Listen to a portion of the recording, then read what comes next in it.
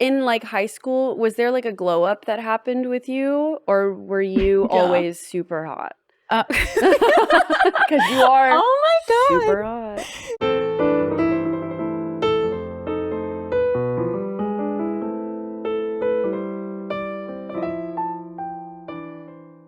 Welcome back, everybody, to Dress Down. I am very excited about our guest today. Today we have a pinup model, cosplayer, actress, and content creator all the way from Ontario, Canada.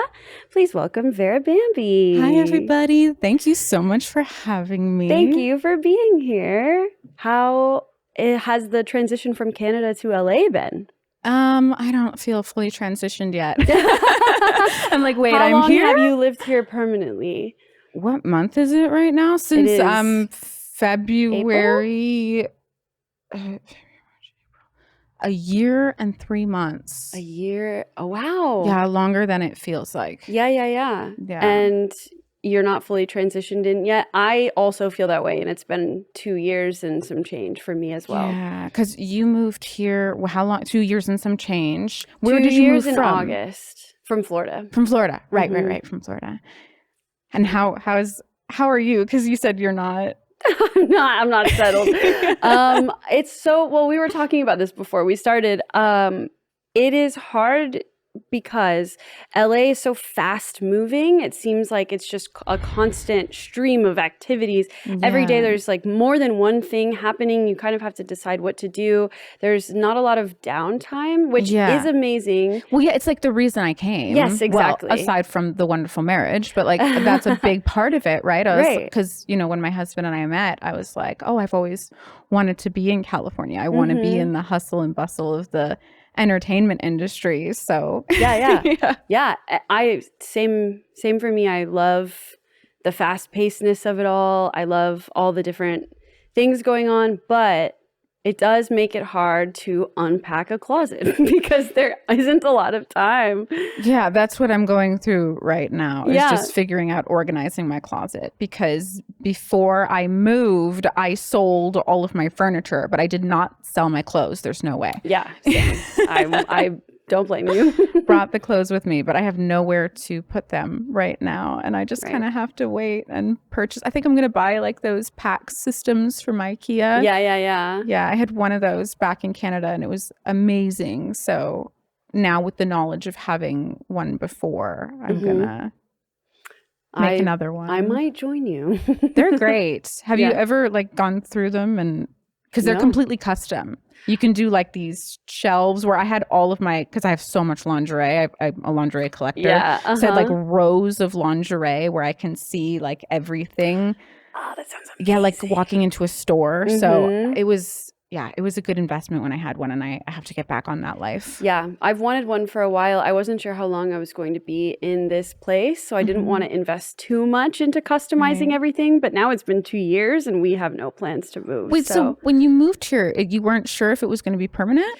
I wasn't sure. I was sure it would be permanent to be in LA, but I wasn't sure how long we were going to be in that first house that we rented. Right, because figuring that out. It was more like, at this point, we don't care. We just want to get there. But Amanda and we're still there. We like that place, and we like our. That's so awesome that you live with your best friend. Oh, and you like your landlord. I have a great landlord too. Actually, I feel like I got super lucky. It makes a huge difference. Yes, for sure. Yeah. So we just now we're like, you know what? Let's start customizing stuff. So we got like peel and stick tiles for the kitchen, and we're gonna do our little cutesy girly upgrades, and I'm really excited. I want to do like an all pink bathroom, and I was like, oh, I should get like pink tiles and kind of be like a bit of a Barbie Hello Kitty vibe. I think you should as well. Yeah, I'm going a little crazy in the house. I'm going to do like a burlesque room and a Hello Kitty Barbie room. As you should. What is adult money for? Right. And then my Batman room has to always have my Batman room. Right. Exactly.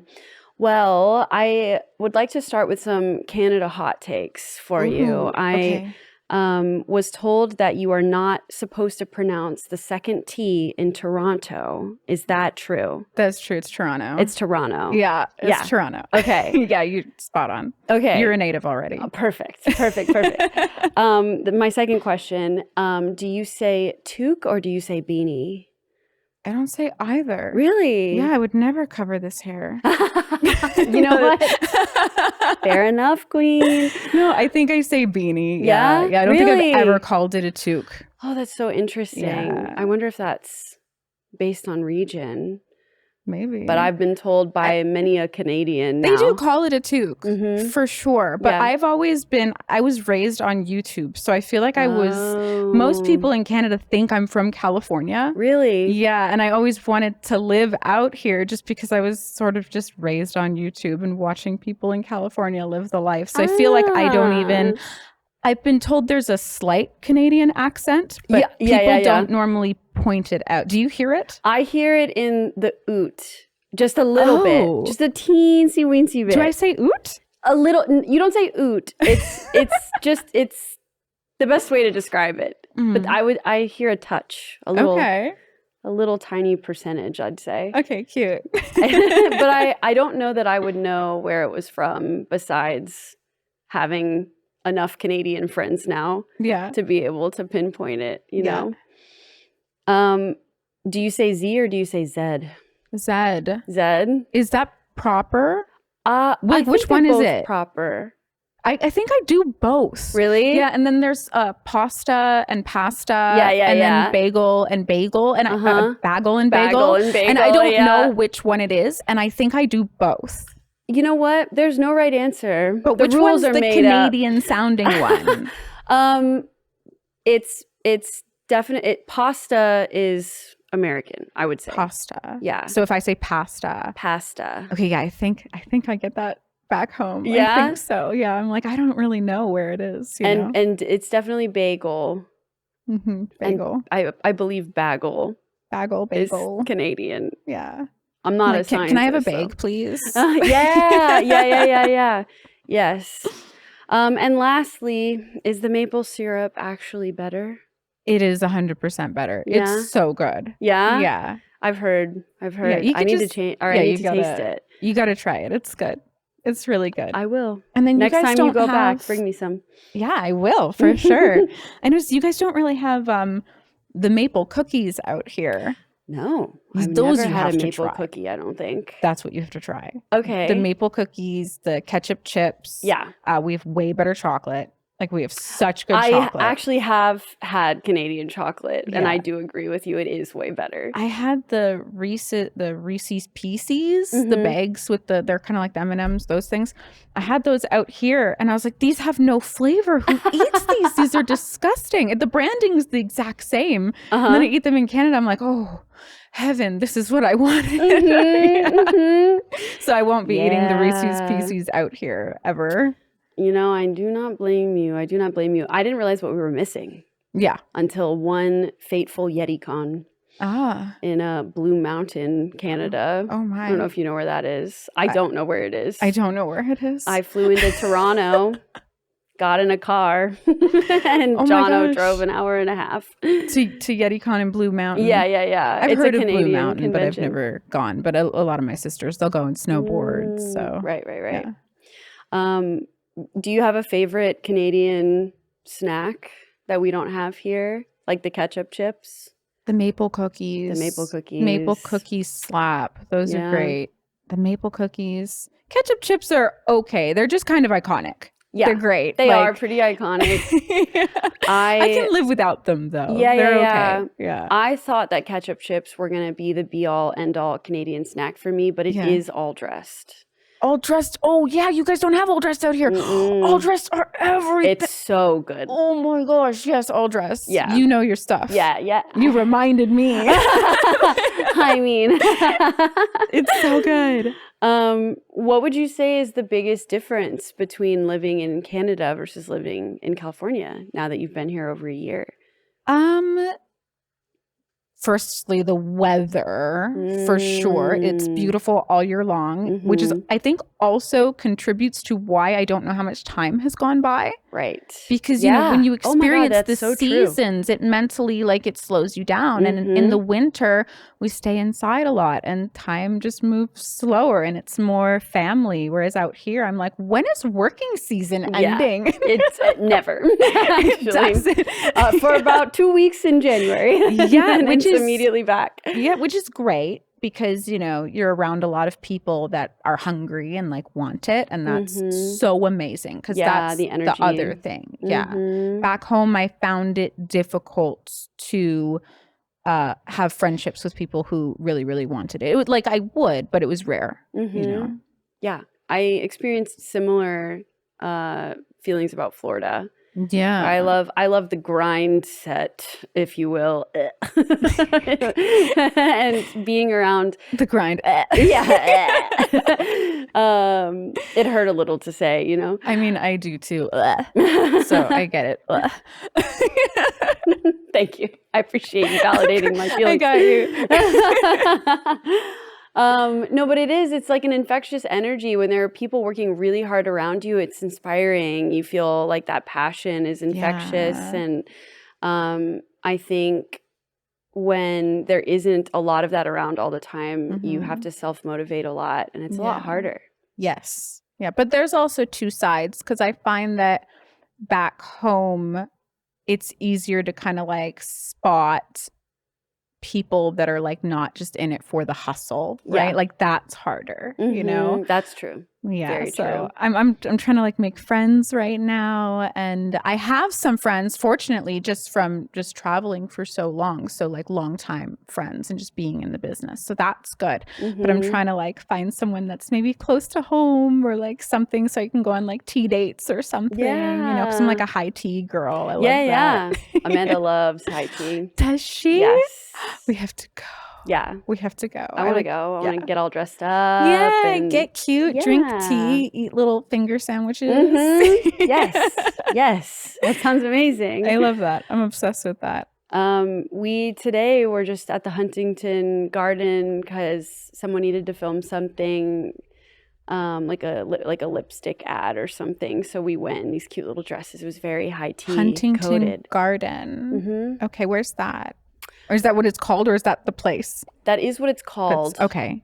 I tend to, especially in LA, get in a car and disassociate a lot. Oh my God. So I could not tell you where it was. Same. I just get in the back. I scroll on my little phone and then I teleport there. Yeah, just do your work. I don't know and then which you're there and you're like, I went. Wow. So interesting. Yeah. Oh, we're here. Yay. Oh, no. Oh, no. I think it's in Pasadena, if I had to guess. My God. I'm the same, though. I'm very much like backseat princess, just scrolling on my phone, getting work done. Like, not a care in the world. And I'm like, oh, okay. Look on a map. I'm like, I am far from home. Yeah. Yes. Exactly. Well, since you've been here, I know you've been doing some meetup collabs, and you've been April in a short film. Yeah. How is content going? How's work going since you've been here? It's a dream come true that I got to do April O'Neil. I'm very, very excited. It's in this wonderful film by batinthesun. It's going to be Batman versus Shredder. I believe that comes out in like 2-ish months. We can't say a date. We don't want to like get people worked up and then, you know. So, but I'm watching every step of the behind the scenes. So I get to see the sound being put in. I get to see the fight getting edited down. And of course, I get to see my part. And I'm very proud, like very, very proud, because this is my, I want to say 4th or 5th acting role.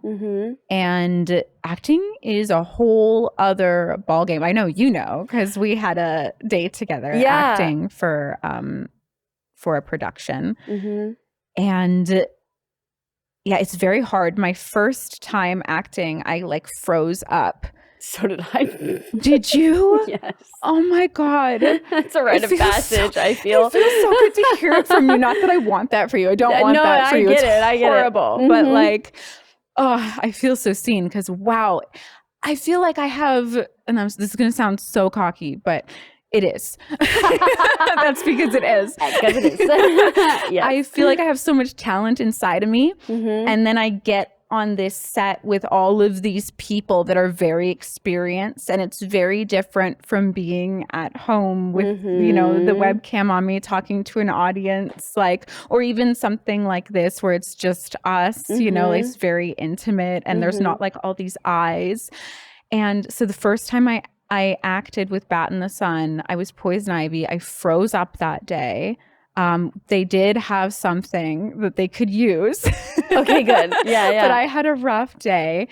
And then after that, I just like really zeroed in and I was like, I want this so bad. Like I have to get it together. I have to figure this out. What's going on inside of me? Like what are nerves? Like starting to like study, like why do I get nervous? What can I do when I get nervous? Because I know I like have this thing inside of me and I can't, why can't I show it to people? You know, I'm in my own way. How do I get out of my own way? How do I? Yeah. Why am I standing in front of me and like name calling myself or like say, I don't know what it is that's going on in my head that I'm just second guessing. And with this performance as April, I felt for the second time, because the first time I felt comfortable, truly comfortable on set was Velma we did, Velma and Daphne do the classics, which was myself and Clarice Polaris against Mike Myers, Art the Clown, and Ghostface. And that one was really funny. And it just, I just love that that's out on the internet. It was great. And I just felt like I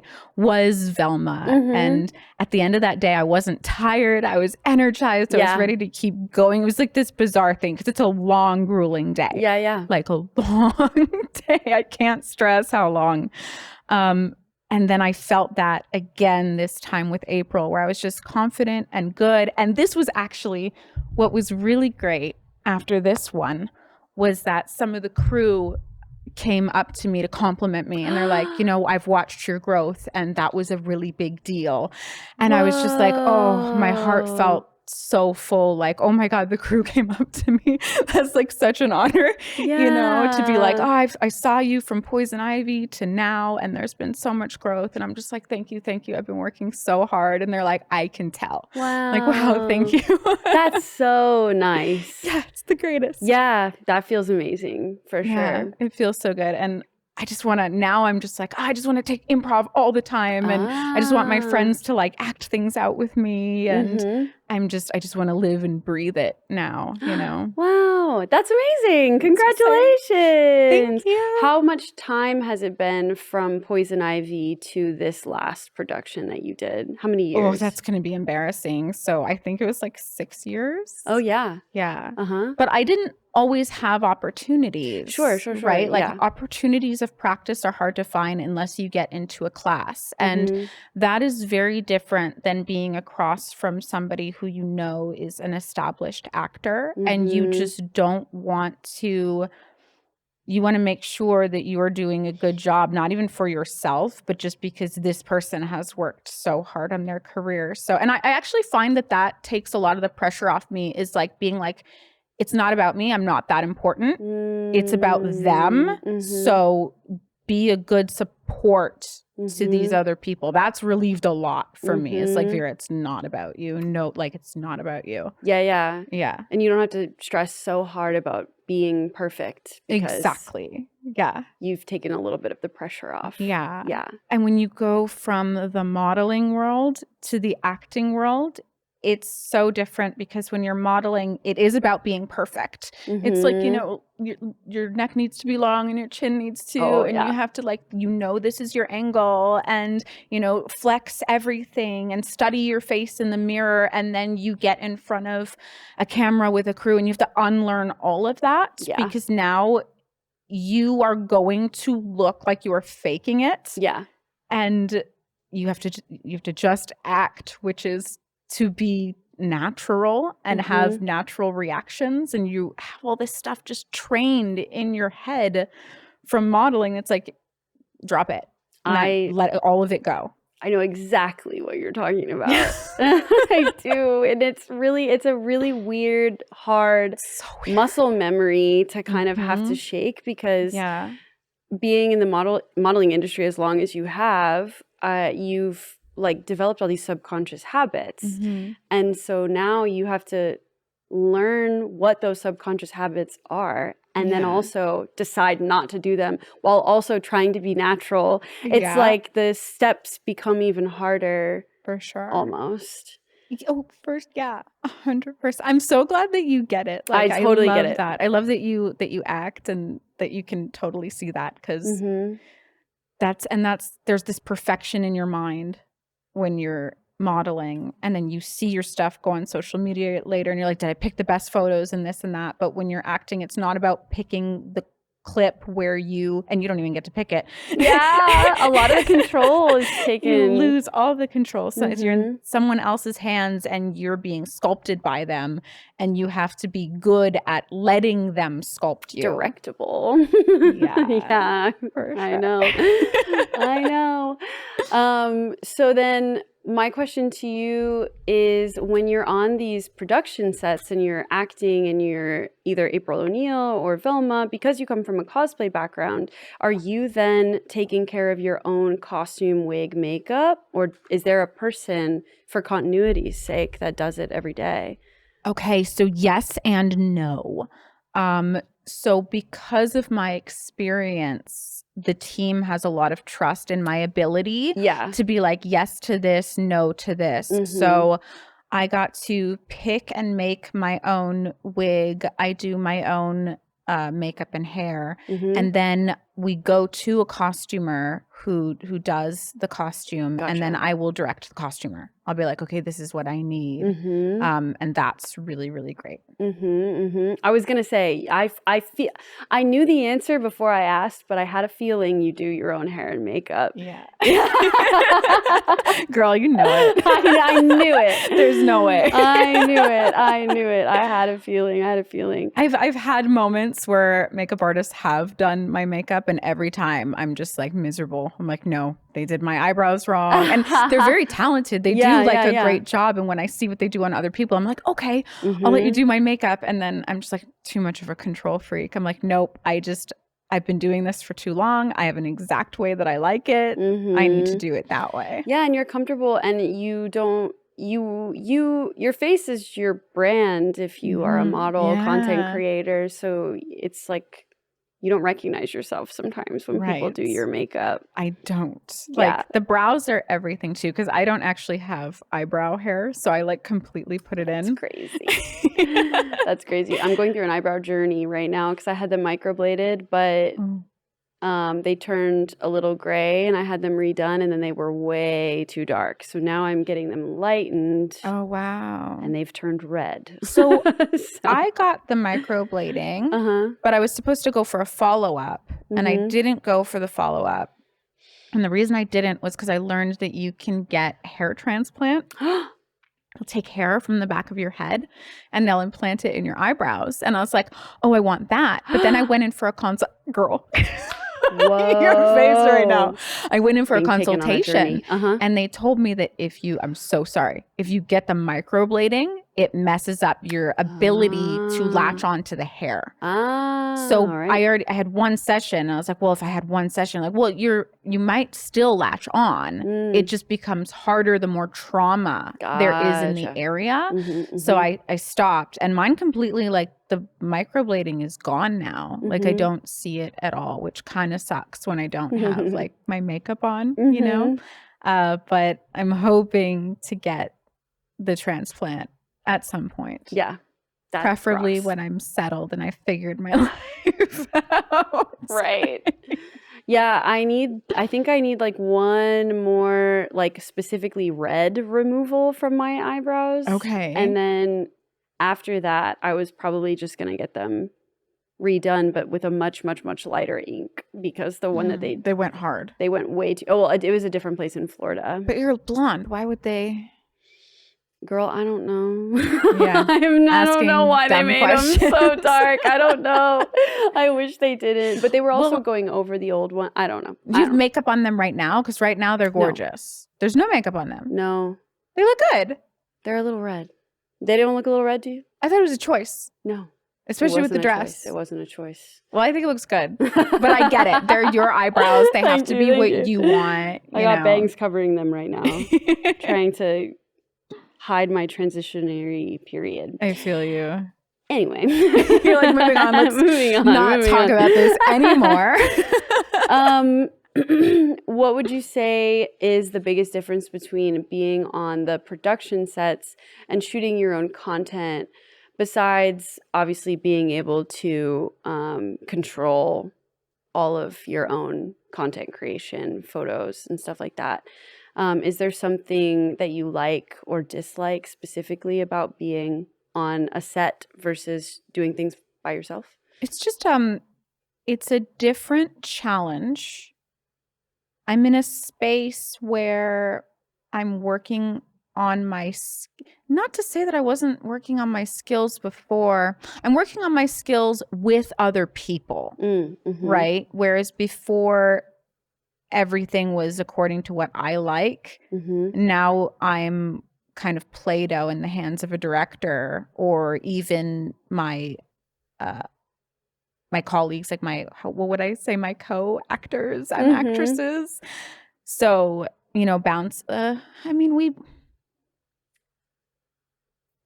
I just think it's a different world, and because I'm unpracticed, it's a lot harder, and I'm trying to just get really good at it. But that was sort of, it's all transferable. Yeah. Like, even before, in a way, it was the same. Because when I'm starting, I don't know what I'm doing, and I'm nervous on camera the first time, and you get comfortable, and then you shift the environment, and suddenly it's like, oh my God, the walls are closing in on me again. Right. Oh, but I chose this. Like, okay. But it's the same. It's different and the same. Yeah. Yeah. I'm trying to think, like, I would just say working with others is the thing that I'm doing a lot more of, because I would work with others, like other models, photographers, but I would always be in charge. You've got me like reflecting right now. Yeah, we're like, what is it? We're ruminating in real time. We're ruminating, unpacking in real time. it. Yeah. Is there a skill that you would say that content creation and modeling has transferred to being on a camera set, like a film set? And is there a skill that you've learned from being on a film set that has transferred to content creation? Yeah. So being on a film set, I feel that I've become a lot more natural in my content creation, which is funny because when I was learning, it felt very unnatural, and not, you learn to be more relaxed and trust your intuition. There's a lot more trust happening inside of me. And then from modeling to acting, just understanding where the camera is and knowing my angles, that is both a huge asset and a massive detriment. Yeah. But you have to know where the camera is and keep your face open, even if you're trying to be more natural and act in comparison to acting. It's just but yeah, that was a big one, is just understanding light and the camera is something I didn't have to learn. Yeah, I feel you there as well. I do. So you started off modeling and then cosplayed, or vice versa? Yeah, I started modeling. I was in the fetish scene. I was doing latex modeling, just a love for fashion and being a little edgy. Yeah. Very sexy. Loved the latex. And then I'm just a nerd. I love Batman. Batman is my thing. I grew up playing, Nintendo and 64. Banjo-Kazooie is my favorite game of all time. I played all the games that we all played growing up. Yeah. And decided to take my modeling to a convention one year. I would go to con just to collect statues. You used to get really good deals. Yeah. You don't anymore. Right. It's not a thing, but you used to be able to get things for a garage sale price. So I had to go to cons for that reason. And then one year I was like, oh, you know, I could like dress up. I could bring my modeling. And I brought all of my modeling prints. Like there was no cosplay prints. It was just my modeling work. And I was wearing a Mary Jane latex shirt. Nice. And it just popped off huge. And I was kind of just hit with this wave of, whoa, this is crazy. Okay, I'm actually being appreciated for the thing I got teased for in school. This is not expected. Right. Okay.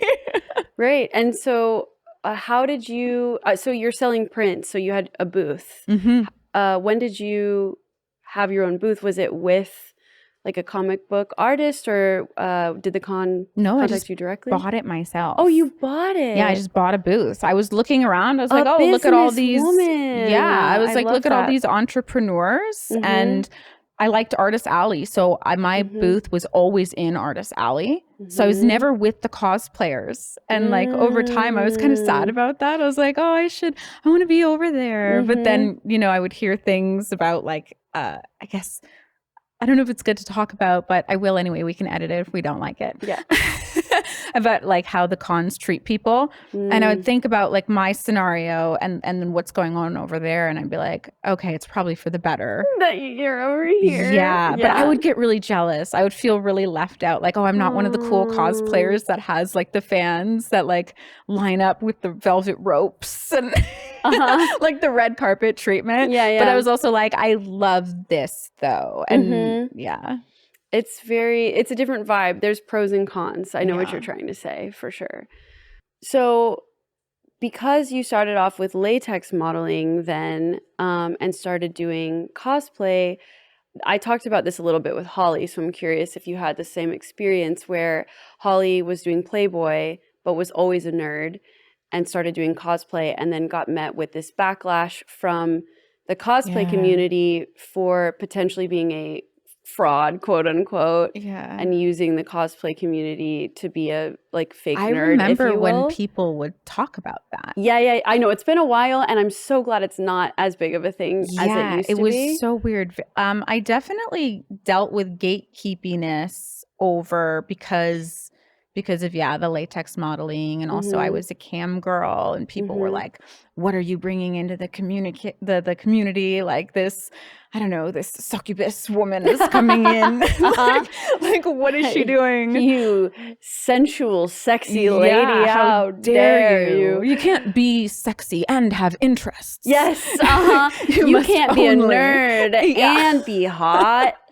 Were you in like high school, was there like a glow up that happened with you, or were you always super hot? Because you are super hot. You're the best. Thank you. There was a definite glow up. Like I didn't know that I was cute. But I grew up with a sister who's just so stunning. And even to this day, I look at her and I'm like, you have celebrity beauty. Like she's so beautiful. So I think a part of it was just that, you know, just like I had this gorgeous sister and like I couldn't compare, you know, so I couldn't see the beauty in me because I was so obsessed with the beauty in my older sister, right? You know, but then she'd do cute things like teach me how to do makeup, and you know, we had a really great bonding experience over that, which kind of I would do my makeup, then I would take photos, and suddenly, all of a sudden, people were like, "Oh, you're so pretty." I was like, "Oh, I think I'm gonna lean into this." She's hot, Your Honor. And then through the whole beginning of my career, I got a lot of compliments about she's so photogenic. Like no one would tell me I was pretty. They would just tell me I was photogenic. Interesting. Which was like kind of hurt my heart a bit because it's like, oh, so I know how to use the camera, but I'm not genuinely attractive. Okay. But then like it felt good. You know, like it was like a high of like, oh, this feels good. And now, now I know. Now I know what's up. And now I know. Good. I asked that because I had a similar glow up, if you will. I was a weird little nerd for a long time. But I think that when it came to cosplay in the like 2010 to 17, 18 era, there was a lot of, if you're pretty, you can't be a nerd. And I think it was just because we learned how to do our makeup. It's literally, guys, we've been here the whole time. Beginning of my career, I surprise was just makeup. Yeah, and I used to wear like 2 bras. Yep, me too. Now they're fake. Yep, so happy. Me too. So glad I have these now. Yeah, but yeah, I would wear like 2 push-up bras to fake boobs. And, you know, the wigs, the hair is always perfect. And, you know, you're like fidgeting over your hair and you can't figure out how it works. And why is this curling iron frying my ends? And like, so a wig, it'll just take care of all of that. Yeah. And, yeah. Yes, exactly. Well, you know what?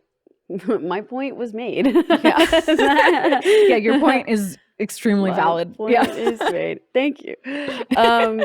So did you get any backlash? Because Holly was saying she was too nerdy for Playboy, but she was too like sexy girl, quote unquote, for cosplay. Did you feel that way as well? No. Okay. No, the main thing for me was that because I was comfortable selling my nudes, that was an issue. Like people couldn't wrap their heads around the fact that people were like, oh, she's just jumping into this extremely niche audience that you have to like know how to hold a conversation in and just showing up hot so that she can sell her nudes. And I'm like, no, I'm just trying different things that I like. And this one landed and I'm very, very happy because it's a lot of fun. Yeah.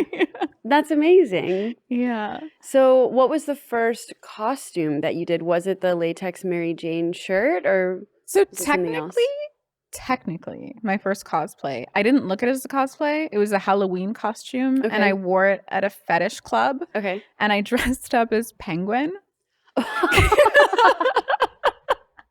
Like, I told you I'm Batman weird. Penguin? Yes, like Batman's Penguin. Describe this fit to me, please. Okay, so the fit was great. Like it was a latex tuxedo top with like I don't know what that's called. It's not like a cap, like a vest style sleeve. What is that? I don't know. Just well, it was like a tuxedo top situation. Yeah. Okay. Sleeveless situation. Yeah. Exactly. Love it.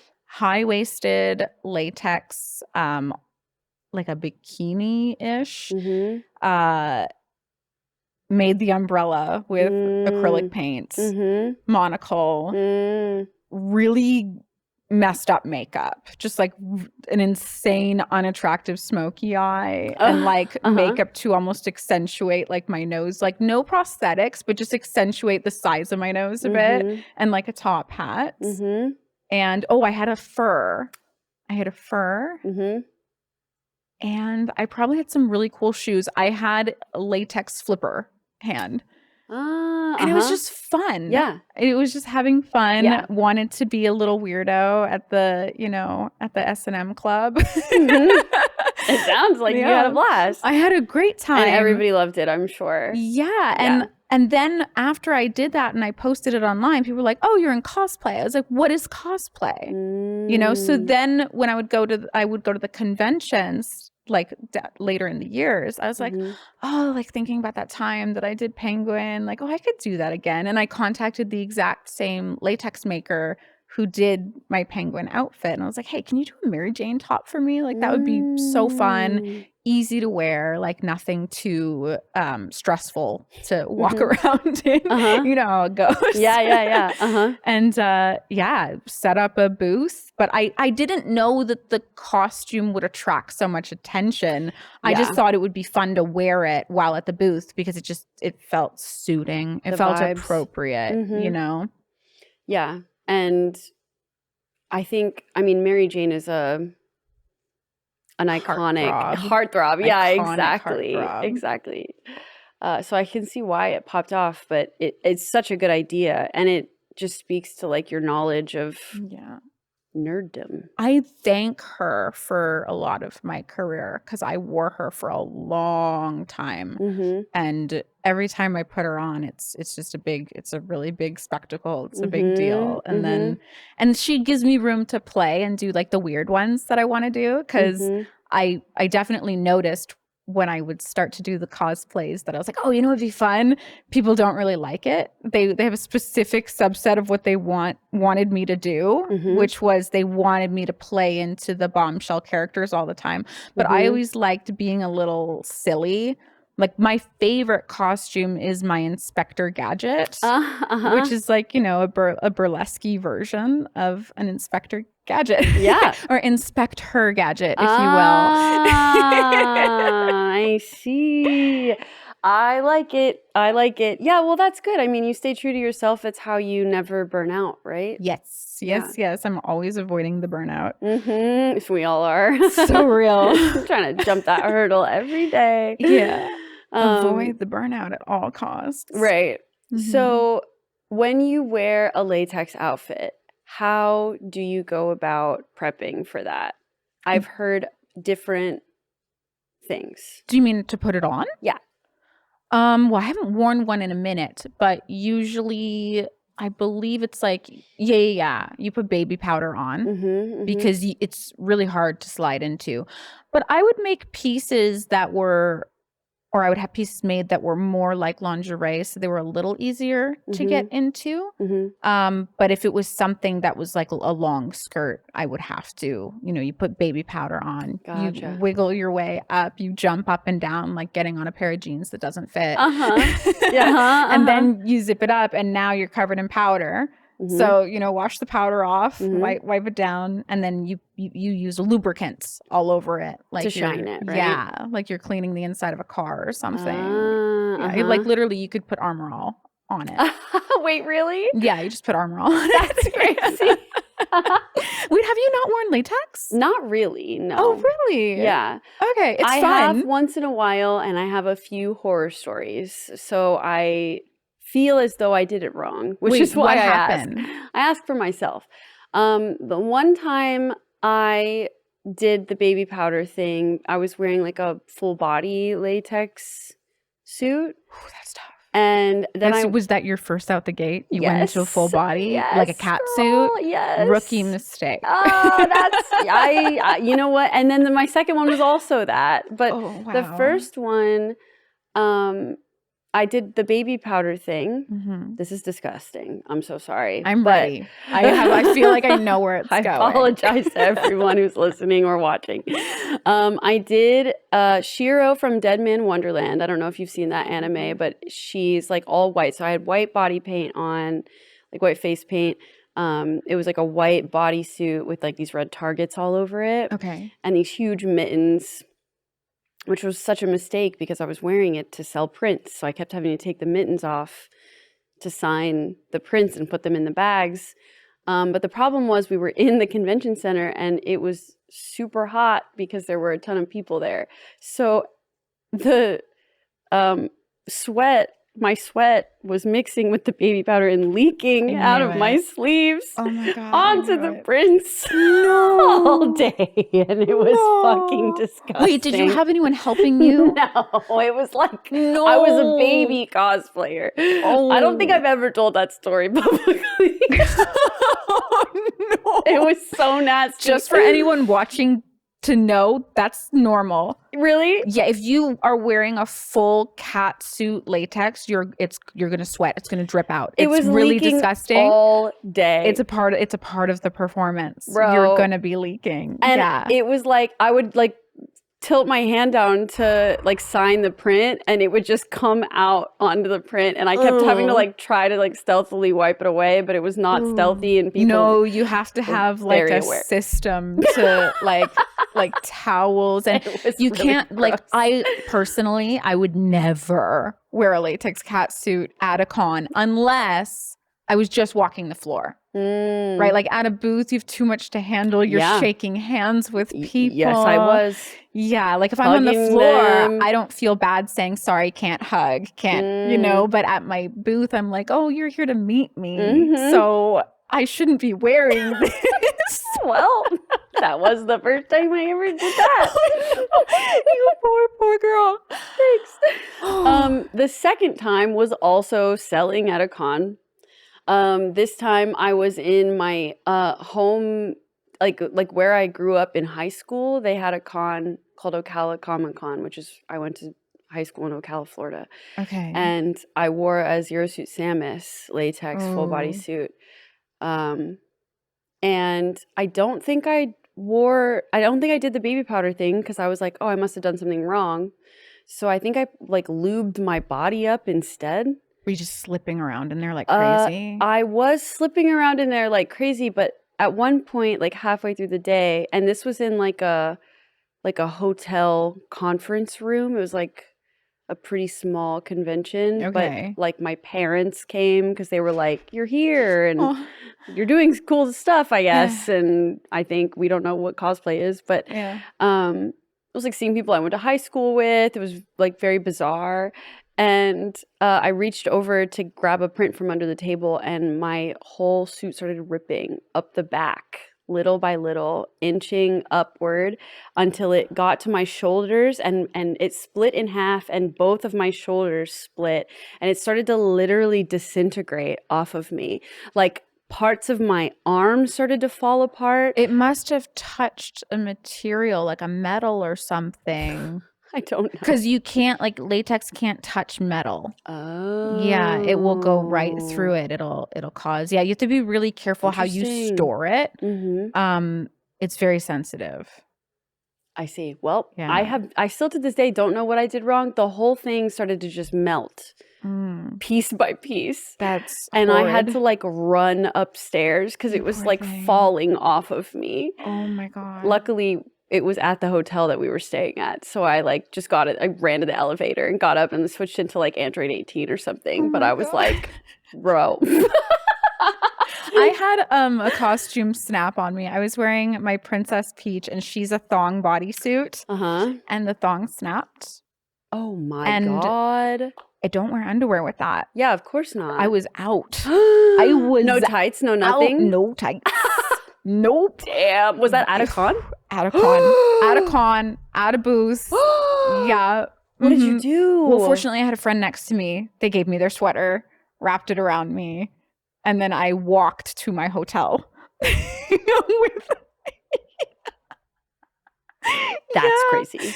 That's worse, like I think. It was so bad. That's a lot worse. I didn't bring, like, all we had was his sweater. And I was like, okay. It was pretty bad. Yeah, it sounds terrible. It was pretty bad. But he walked me back to my hotel too. Oh, good. So fortunately, I wasn't just like walking through the crowds of people. Rough. With, like, yeah. Yeah. Oh, you learn, God. You know, you learn. Yeah. You have to, as if you're not packing enough things, you have to bring more things. Another thing in the survival bag to bring to the booth. Yeah. There was one other time I wore a latex skirt for like a secretary, like a sexy secretary type shoot, but I didn't realize that you had to like shine it. So it was like real cloudy, real musty looking. Yeah. And that was, in fact, then I was like, maybe I should just give up. I don't know that me and latex get along. For me. Yeah, I was lucky because when I would model latex, all the first times that I wore it, I was with a designer. Right. So they would like get me into it. They would watch it like, oh, don't put it over there. It's sensitive. It'll split. Like, so I learned these things like, okay, don't put metal near it. Like, so by the time that I was commissioning my own outfits, I had all that. Yeah. Yeah. But I can't remember why my Princess Peach snapped. Oh, I think the glue unadhered. Which is always a risk if you've been wearing a peach, because I got to wear Peach a lot. I wore her a lot. She was very popular. I'm sure. Yeah. Another hot girl. Like there's wives, right? Yeah, she was my wife. Yeah. For sure. She's still my wife. Yeah. Yeah. I kind of want to do it again, but with a better wig. Because the wig was, the beginning of my styling days, and it's a mess. It's so messy. But I love my crown because it was the first thing I ever made with Warbler. Oh. And if you look at it, it looks horrible. But like when I look at it, I'm just like, oh, sweet little Vera. That's where I came from. Yeah. Started from the bottom. Yeah. Now we're here. Yeah. Keep that forever on a shelf. I will. Yeah. She's very special. I'm thinking of putting her in like a special spot on my shoe shelf. You should. You should. That's amazing.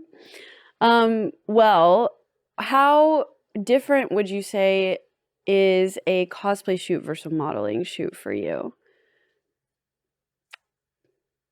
Cosplay shoots for me are quick because I just have to get the costume. Modeling shoots, I shoot a lot. Really? I overshoot. I'm kind of like, I'm pretty sure most photographers, I probably drive them crazy. I am the complete opposite. Really? Yeah. Teach me, because no, I also drive them crazy just with the cosplays.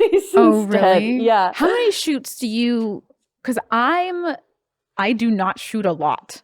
Like I will shoot a lot one look. And I get as much content as I can. Me too. Okay. Yeah, I'm the same way. Okay, yeah. I like once I put something on, I'm like, I have to get everything. I have to milk the shit out of this. Yeah, because this was hard to put on. This took me hours. I take a long time to get ready.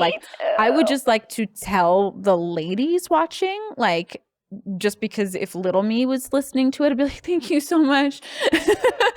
It takes me 3.5 hours to get ready. Me too. It's a lot, but I love it. I love every second of it. It's kind of like a little meditation time. Yeah, that's what it is for me. That's completely what it is for me. I love that process. But it takes, But it takes a while. I do the exact same thing. It takes me forever to get ready. And then it takes me at least 2 to 3 plus hours to feel like I shot enough stuff. And then I still feel like I'm missing something. You know, how long do you shoot for normally? You know, I don't really know. When I'm moving fast, I think I shoot one look for an hour and a half to 2 hours. Yeah, and I will generally shoot 2, sometimes 3 on a very productive day, 4 looks in a day. Yeah. I feel similarly. Does that sound to you. Okay? That makes me feel really good, because sometimes I'm like, all these girls are so efficient. Why can't I just? I'm like, because I'm a perfectionist. Yeah, me too. And the shots have to be good. Perfect. Yeah, I want to look at them all. And I care so much. Like I will sit selecting for a really, really long time. Yeah, me too. Oh, really? Yeah. Like I'm like, this one or this one? And it's literally like the difference between this and this. Yep. This is a lived experience for me. Which one? I just can't. Yeah. That to me is the biggest difference between moving from Florida to LA, because in Florida, I don't know if it was just the people that I was shooting with or what, but in Florida, I felt like there was a lot more time to like play around, where in LA, people are so busy. Yeah. And they have so much to do that they're like, did we get it? Okay, we're moving on. Did we get it? Maybe that's why I feel like I'm being outpaced. Yeah. It's just like the slowness I'm used to back in Canada. And a part of me, I'm just kind of want to be like, I don't care. It's my business. I'll move as slow as I want to move. Like, I'm not going to stress because I've also done that thing where I'm like, you got to move faster. And then you're forgetting things. You're making mistakes. You burn yourself on a curling iron. Yeah. And like, no, slow breathe, calm nervous system. I don't want to play that game. I don't want to. Yeah. And I don't know. Maybe I sound spoiled, but I'm not doing it. But I'm not doing it. Yeah. I am the same way as you. And I always feel like I'm holding everybody up and I'm taking too long because I'm used to moving so slow. I just tell people straight up, like, I'm going to take a long time. I do too. Please go without me. I will meet you there. I if I wanted to, I mean, if I could, I want to, I would join you. This is going to take me time. And it's just because this is very important to me. Yeah. Yes. Girl, we should get a room at the next con together. I know, like we would take a long time together. Just take forever. Yeah. I do the same thing, and the thing that stresses me out about LA as well is that all the studios are per hour. So you have to rent them for like a really long time. Yeah, I don't do my hair and makeup there. I do it at home. Yeah, me too. Yeah, there's no way. Me too. Yeah. But usually I'm like gluing my eyelashes on in the car on the way, trying to get the last forward faster. I'll say it's going to take me 3 hours, 3.5 hours, and then it takes 4.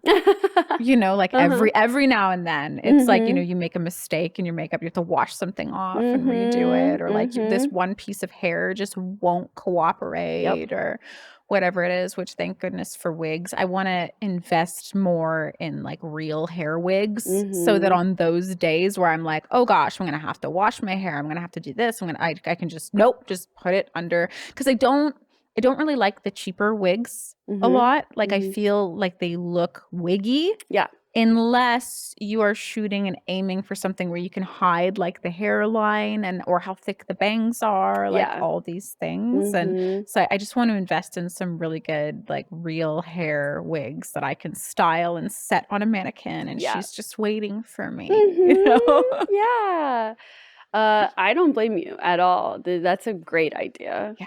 Good for production, like quicker. Let's go. Exactly. I know all like those reality stars wear wigs and stuff. For the longest time, I would like watch stuff and be like, how is their hair always so polished? Like they're doing this every day. Every day. Like there's no way I would go crazy. And then you'd have to wake up at like 3 a.m. Yeah. And I'm like, oh, it's the cosplay thing. They're just nicer wigs. They're just like $2,000 wigs. Yeah. Which is gotta treat that nicely. Yeah, treat it real nice. Yeah, exactly.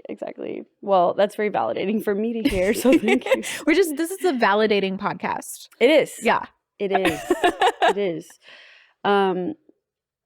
What would you say that your progression then from latex modeling to cosplay like content, what was the transition of that like?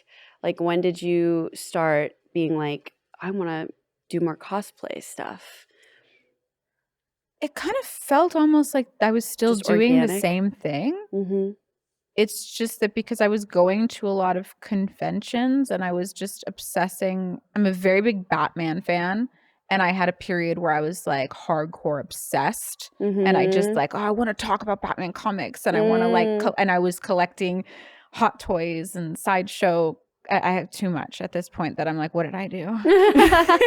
So when while I was collecting, I was also turning myself into an action figure, like the way that I would want to have one, But yeah, it didn't really feel like a transition very much. Yeah. Just natural. Just felt organic. Natural. Yeah. It felt like almost the same thing. The crowd was definitely different. Yeah. Like the people changed. Yeah. Yeah. I agree. What would you say is different now versus when you started? I feel really proud. I mean, I've always felt proud, but I feel that there has been a progression in my skill, what I'm bringing to the table,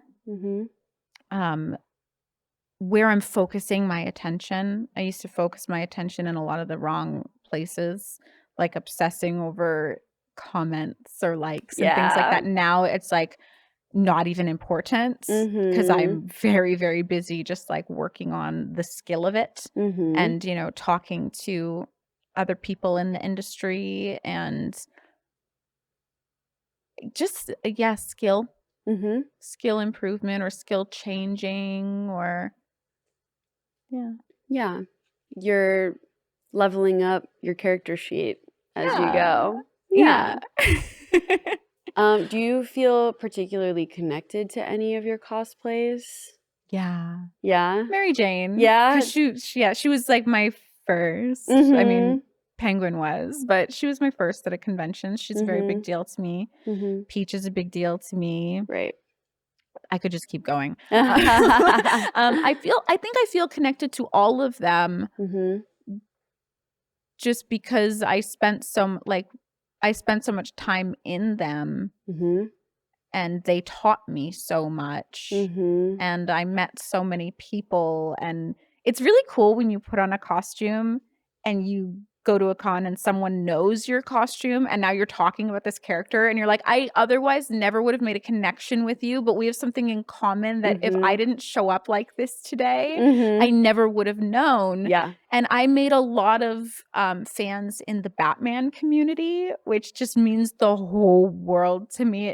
And it's how I met my husband as well, because he's such a huge Batman fan. So that was like a major connection for us. So all the costumes, they're my babies. They're all my children. Each one. Yeah. That's why I don't love the what do you have a favorite costume question, because for me it's always the one that I just worked on last. Everyone wants to ask you that too. I know. What's your favorite? And it's like they are like my children. I don't necessarily have a favorite. I'm the same with what you just said though. It's the last one. It's the last one. Yeah, because I'm high on it right now. Exactly. My hyperfixation is happening right now. Yeah, exactly. Yeah. I relate. That for sure. And I have one that I'm working on right now that makes me laugh so hard. I'm so excited to bring her out soon. And it's been so long since I've cosplayed. I haven't cosplayed in a really long time. So it'll be fun to do that. Yay, a new one on the horizon. Yeah. That's so exciting. There's a couple of things that we mentioned before we started. I don't know if we're allowed to talk about it yet, though, but you said maybe you were breaking out into reality TV. Oh, yeah. So we can talk about it. Okay. Yeah. So my friend Mark Towell, he had a show on Netflix called Rust to Riches, and that contract is up. So he's decided to take the show into his own hands. It's going to be the same team, same quality. Just, I believe I can say this, that he's taking the reins on that. And he told me he was doing this. And I was like, all my life, I've never driven a car. Which is wild. I've never taken an interest in driving. But a big part of that was always like, I'll learn when I get to California, because that was always like my dream. I was zeroed in on like, I gotta get to California. I was like, I'll learn then. I'll do this then. And I tabled a lot of things in life to when I get to California. So now I'm here. And he tells me he's going to be taking it to YouTube. I was like, can I learn about is that weird? And he goes, no, that'd be great. So I'm going to be going into the show completely blind. I don't know anything about cars. I'm car blind. When I walk into a parking lot, I can't even find our car. But I'm excited. Yeah, that's awesome. I'll just be learning on camera, and it's gonna be good. It is gonna be good. Yeah, and it's a good environment. I'm used to the guys' club, just being around a lot of men. I'm used to that. Mark reminds me of my dad a little bit, so it's a little comforting. My dad's back home, and my dad's a general contractor, so hands-on, and I always picked up my handiness from my dad, so I'm going to bring some of that. It's so I don't know anything about cars, but I'm a handy girl. Very handy. Yeah, you have to be as a cosplayer. Yeah, you have to be. Yeah. Well, that's so exciting. We're gonna transition to the Patreon portion. Okay. But I had such a blast talking with you. Thank you so much for being here. I have to, before you switch over, I have to compliment you. And I've said this to you like 6 times since walking in the door, but you're such a good podcast host. You ask such great questions. You transition the conversation well. I'm so comfortable talking to you. Wow. Because it can be really nerve-wracking. I feel like I feel heard by you. I feel it's nice. Yay. It's very nice. You run a great show. Thank you so much. I think I'm going to be binging your eepisodes now. Like I've seen a few and I'm like, oh, she's so good. And then being here across from me, I'm like, oh, you're really good at this. You make me want to do it. Oh, yeah. Because I'm like, oh, she's just magnetic. You should. Oh my God, that's so nice. So thank you for that, for making this easy and fun and just wonderful. I appreciate that a lot because I feel like I have grown a lot from the beginning of this endeavor. So that to me is a poison ivy moment. This is your poison ivy This moment. is my poison ivy moment. Thank you. The validating podcast. Yeah. That's our subtitle from now on. Parentheses. Very validated. Come and be validated. I love that. Well, thank you so much. I really, really appreciate that. And I appreciate your time. Thank you for being here. Where can everyone find you online, and what do you have coming up besides the reality show? So I've got the Bat in the Sun upcoming short film, which is the beatdown between Batman and Shredder, which is a full circle moment for me. I love these two movies so much. They mean everything to me.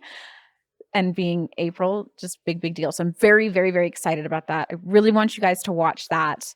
That is on the channel Bat in the Sun. And the Gotham Garage content that's coming up, the YouTube reality show. Very, very excited for that. Yeah. And I'm sure I'll have my own things coming up as well. I've just been very, very busy. Yeah. A new costume on the horizon. Yes, that's true. Thank you. I'll give myself some credit. I've got a costume on the horizon. That's true. And yeah, that's the stuff I have to promote. And I am at Vera Bambi Live across all social media. That's it. And that's it. I have a YouTube channel. What is it? It's not Vera Bambi Live. I couldn't get it.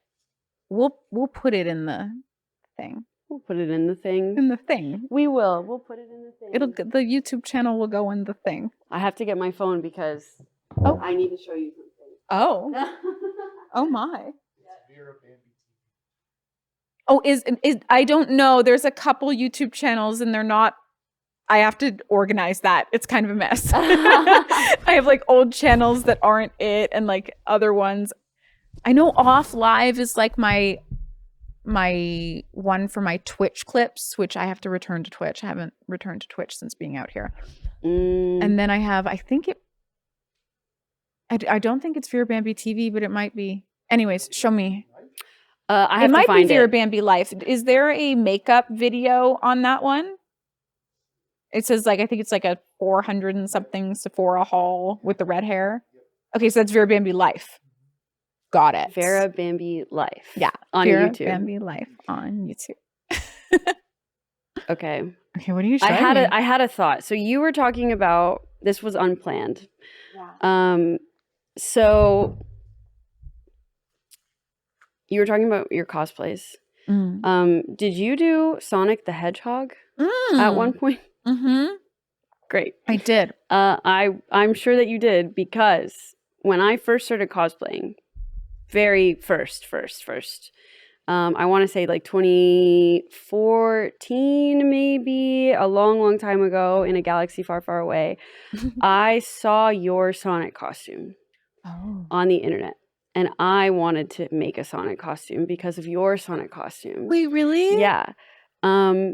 Oh, that makes me so happy. The problem Goddess Danielle saw me. My Sonic cosplay was really, really bad. Like, it was one of the first costumes I ever made, like with my hands. And I have to see. Are you pulling it up? I'm looking for. I know that it exists in this message thread, and I am scrolling until I find it. Oh, I love that you brought up my Sonic. That one was so fun. I fully dyed my hair for that. You did? Yeah, like bleached my whole head, blue hair. I went hard. Did you have it? Do you have it? Did you just send it to me? We have that. He just sent it to you? He sent it to me. He's on it. He's on the ball. So, I don't know what year this was. This is the most embarrassing cosplay I have on the internet. And I've tried to scrub it from the internet because of how embarrassing it is. You need little embarrassing So this is a full circle moment for me. For context, I'm sure it's not that bad. Vera is a very hot, beautiful woman. in a very pretty Sonic the Hedgehog costume somewhere on the internet. And then... Was that like my second or third? Okay, I'm so ready. Take this from me. Just waiting for you to look at me. Eye contact. Yep. Oh.